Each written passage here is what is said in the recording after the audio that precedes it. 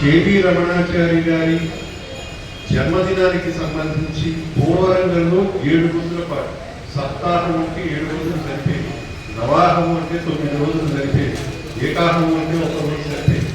సప్తాహంగా నిర్వహిస్తున్నారు కేంద్ర సంస్థ రఘురామ్ గారు.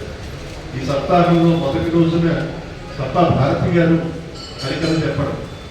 సత్తా భారతి గారు తెలియనటువంటి హరికథ ప్రపంచం ఉంటుందని మనం అనుకోవడానికి ఒక ప్రఖ్యాతమైనటువంటి కళాకారిణి హరికథ రంగంలో.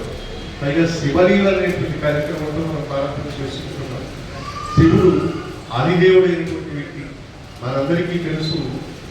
తలపైన కొలుముంది మందాకిని తనువులో సగముంది గిరినంది. తలపైన కొలుముంది మందాకిని తనువులో సగముంది గిరినందిని. పడతులంటే ఎంత సమవీక్షణం, ప్రేమను లిఖించుటే శివలక్షణం. శివలీల తెలియమేవో వెర్రి మనస, మనిషి శివుడయ్యేటి మర్మంకు తెలుసా. అలాంటి మహనీయుడైనటువంటి మహాత్ముడైనటువంటి ఆదిపురుషుడైనటువంటి శివలీలతో ఇవాళ ఈ సప్తాహం ప్రారంభించడం చాలా అద్భుతమైనటువంటి విషయం. ఈ సందర్భంలో మనమందరం గుర్తు చేసుకోవాల్సినటువంటి మరొక అధ్యక్షుడు ఉన్నాడు.